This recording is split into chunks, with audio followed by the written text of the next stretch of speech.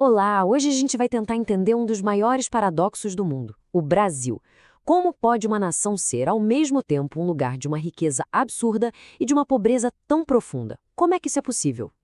Pois é, essa é a grande pergunta, né? De um lado, a gente vê o Brasil como uma potência econômica, uma das maiores do planeta, e do outro, uma realidade de carência social que afeta milhões de pessoas.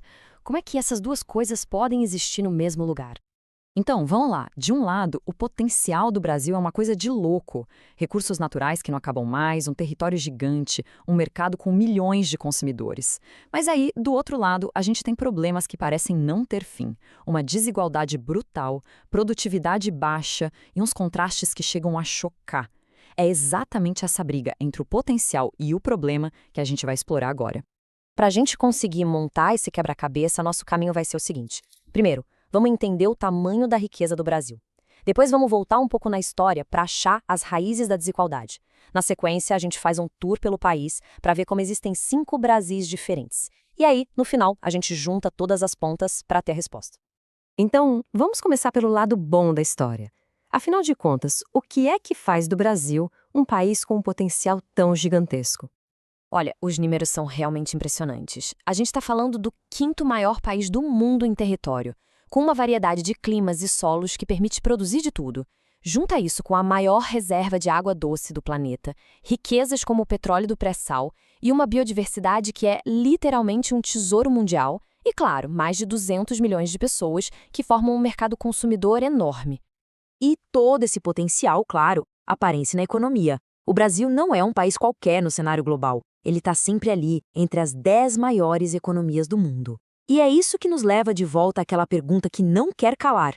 Se o país é tão rico, por que essa prosperidade toda não chega para todo mundo? Bom, é exatamente aqui que a gente precisa virar a chave da nossa análise. A pobreza no Brasil não existe porque falta riqueza. Ela existe pelo jeito como essa riqueza foi e ainda é distribuída. E para a gente entender isso, não tem jeito, a gente precisa olhar para o passado. A nossa história deixou cicatrizes bem fundas. O modelo colonial já começou concentrando a terra na mão de poucos. Depois vieram mais de 300 anos de escravidão, que criaram um abismo social que existe até hoje. A industrialização demorou para chegar e ficou concentrada em pouquíssimos lugares. E o crescimento das cidades foi uma explosão, totalmente sem planejamento.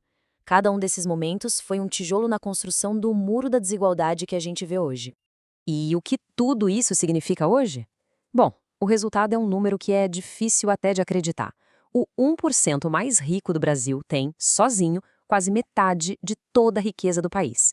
A outra metade tem que ser dividida entre os outros 99% da população. Essa concentração absurda é a grande chave para entender o paradoxo brasileiro. Beleza, agora que a gente entendeu a teoria, vamos ver como isso funciona na prática, no dia a dia. Porque, na verdade, é como se não existisse um Brasil só. Existem vários, pelo menos 5. Vamos fazer uma viagem rápida por cada uma das regiões do país. E a nossa primeira parada, claro, tinha que ser no coração econômico do Brasil, a região Sudeste.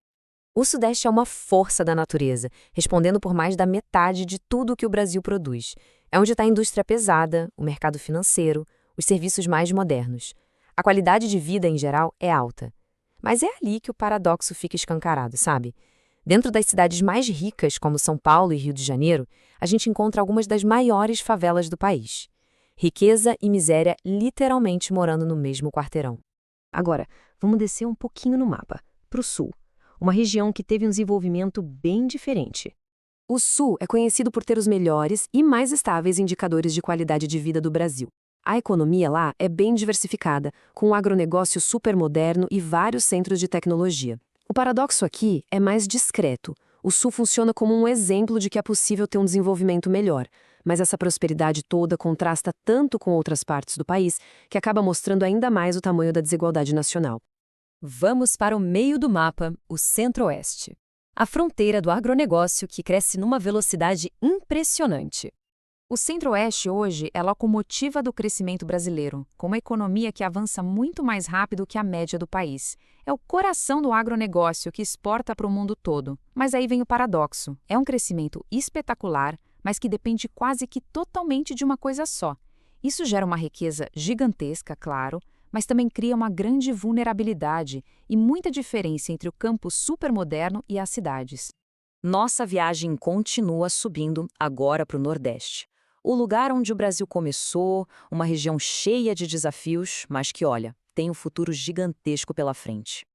Apesar de ser a segunda região com mais gente no Brasil, o Nordeste historicamente ficou para trás na economia. Mas o jogo está virando. O paradoxo do Nordeste é o da transformação. É uma região que carrega o peso do abandono histórico, mas que hoje é líder em energias renováveis, como a solar e a eólica, e aponta para um futuro muito estratégico para o país.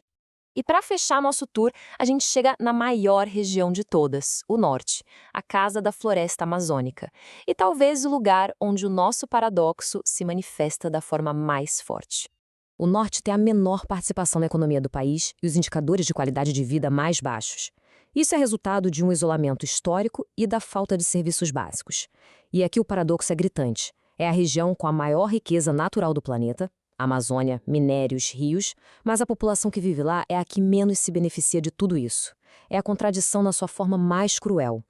Bom, depois de viajar por esses 5 Brasis tão diferentes, acho que fica mais fácil finalmente juntar as peças e responder a nossa pergunta lá do começo.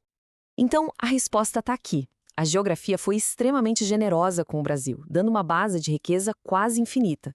Só que a nossa história construiu um sistema que sempre levou essa riqueza para a mão de poucos. O resultado final não é um país, mas um arquipélago de realidades. Ilhas de muita prosperidade cercadas por um oceano de carência, tudo dentro da mesma fronteira.